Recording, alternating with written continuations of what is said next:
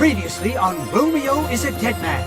Tom, I just got to play a couple of days ago Suda 51's newest game, or upcoming game, I should say, being Romeo is a Dead Man. And Tom, I have to tell you, this game was pretty amazing. So how jealous are you of me right now, Tom? Well, I don't know, like, the game, like, how much it oozes style, but mostly that you got a photo with Suda 51. Those are so good.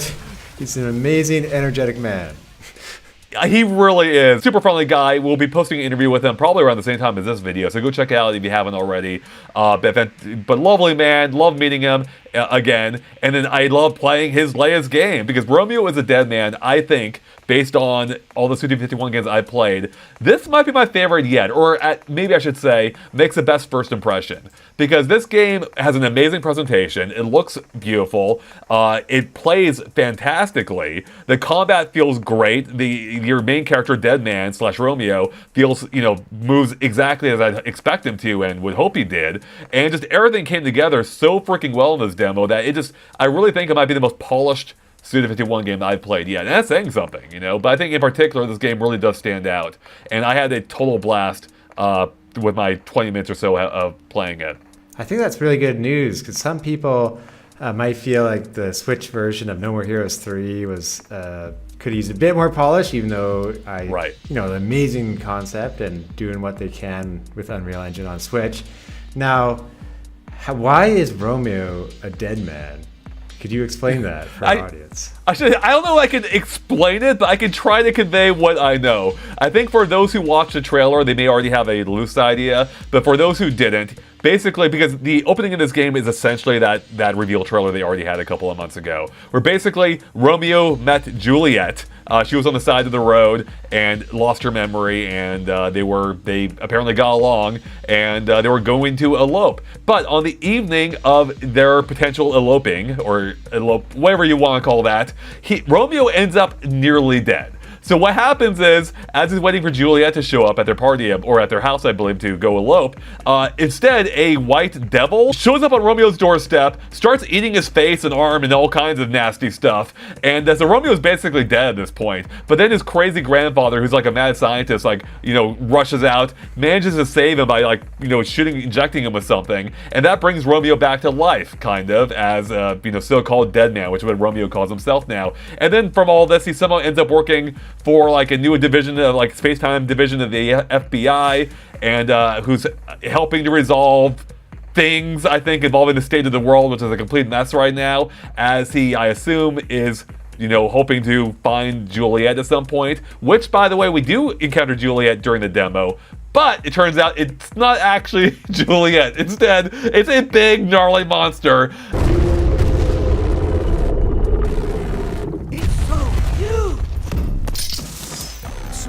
This is Juliet too, right? Don't think of it like that. It's just some sort of mutant. With jiggle physics in all the wrong places. Yeah, a lot of the characters have weird jiggle physics in this game for loose, rotting skin. They're called rotters, I think, is the enemy to take on, yeah. That makes sense. And real quick for our audience, you noticed something with the voice actor. He reminded you of another character I think everyone will know pretty well. But it's a lot easier for me to fight the kind of person who's clearly out for blood. He is the same voice actor as Pitt from Kid Icarus Uprising, which is amazing. Who we interviewed on the channel a few years ago. I forget his name off the top of my head. I don't know if you remember, Tom. Del Rio. Thank you. By the way, I want to stress again, the presentation of this game is really good. The overall 3D art style works really well with the combat, but what really stood out to me were the story-based sequences, or the cutscenes effectively, which are told by way of comic book panels. So the camera pans are like a comic book, and each of those panels, though, is basically fully animated. So you're watching an animated almost still frame type thing that looks awesome, and it really brings the story to life along with fully voiced, along with the captions being fully voiced as well at the same time. And it's just a really engaging hook. It kept me really engrossed with the story, and you see that I think at the beginning, and then at least when you encounter the first boss, which is Juliet, who ends up being a clone or monster or some weird. We don't know fully why that monster started off as Juliet, but I'm sure we'll get some answers later on. And yeah, the presentation across the board is so good. Even the little loading screen icons are really cute and feature I don't know, like little technical difficulty images with a dog and other things too. Like the presentation, I mean, if you play a Suda 51 game, you kind of know what you're getting into. Like he never drops the ball in presentation, and this might be his best yet. Now, we all know there's like great style and stuff. How was the combat? Like I see you have a sword. Yeah, I mean, the combat stood out to me for being really fluid. Like, you have really good control of Romeo / Deadman. He's very responsive. You can hop, you can dodge. You have a variety of sword-based attacks. You can use your gun, or you can swap between guns for long play attacks, which really factors in, especially for the boss battle. You can, of course, also use, I say of course, but I don't think anyone knew where I was going. But you also have skills you can use called bastard skills, I believe. Of course you have bastard skills. I mean, come on. Yeah, of course. Right, obviously you have bastard skills. And there's at least 4 of them, each corresponding to a button you can press. Like you hold L1, then you press one of the face buttons. And they give you different abilities. Like one's a freeze attack that straight up stops the enemy from moving, which is especially useful for that giant boss again, because you need to target weak points on them using your gun, which then brings them to their knees, and you can really go in for the damage using your melee weapons.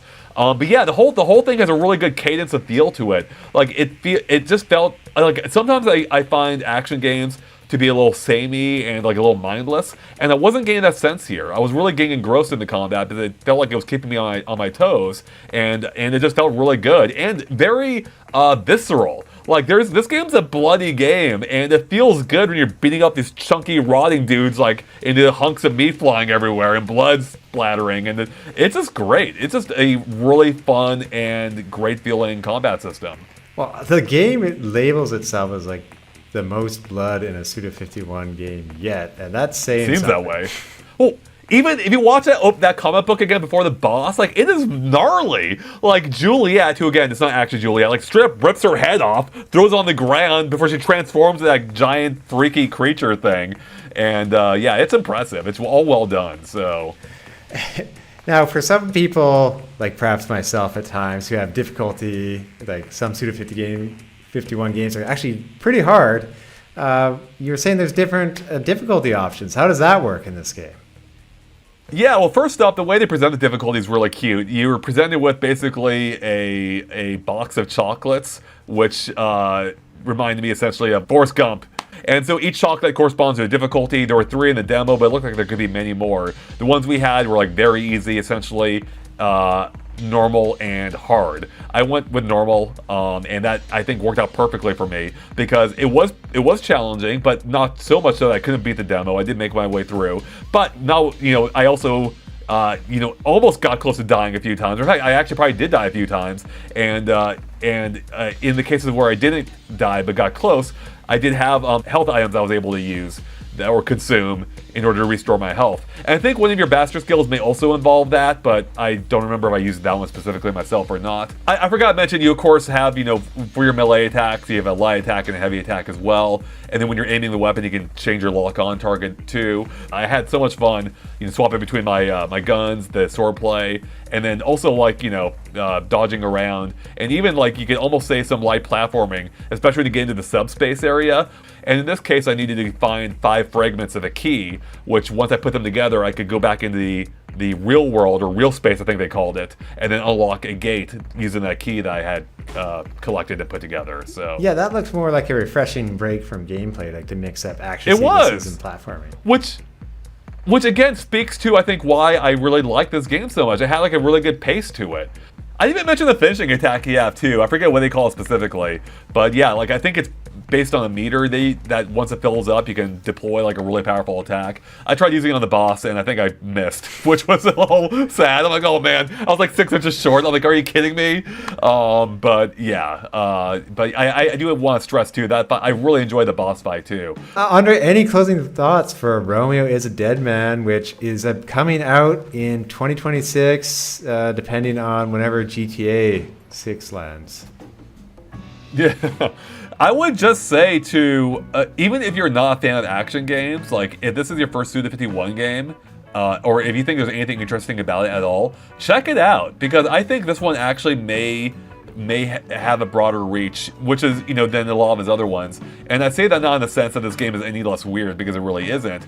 But there's something about this game that I think it really does feel like the most polished vision of a game that we've had yet from Suda 51, and while still retaining the eccentric nature of his ideas, and that makes her a really potent combination. It's really polished from what I've played so far. It looks great, fantastic presentation, great voice acting. The combat is fast and lively and fluid. And engaging, and it seems like there's gonna be a lot of depth to it too. I covered the amount of moves there are, and I do want to stress this too, Tom. In many games, I find myself inundated with the amount of options I had, and this, to be fully transparent, there was some of that here too, just because I didn't fully make use of everything. Yeah. But in a 15-minute demo, I think I had a pretty good grasp on most of the systems. Compared to some other action games where I felt like I was out of my league, or out of my depths, I should say. And this one here, I felt at home, very comfortable with it. The controls made sense to me. I liked the mix of close range and long range combat, and the enemy and boss encounters just really worked with it. So I want to play more of this, and the characters are great too from what I've seen. I want to find out more about what happened to Juliet. I want Deadman to hopefully find her and find out more about what's going on with this weird FBI space-time department thing, right? So yeah, it's all great. It's all really good. Yeah, it sounds really promising in what you're talking about, the combat and just the weird, over-the-top characters and style. I'm sold as always. Yeah, I'm sold. I'm super sold on this. I wish you were able to be here so you could play it too. But I think you would love it as well. So. Okay, well, thank you, Andre, and I hope you have a good rest of your time there in Germany. And thanks so much for watching, everyone. Stay tuned for more on Romeo is a Dead Man and other Gamescom coverage. Until next time, goodbye. Go watch our interview. Watch the interview. interview. Bye, everyone.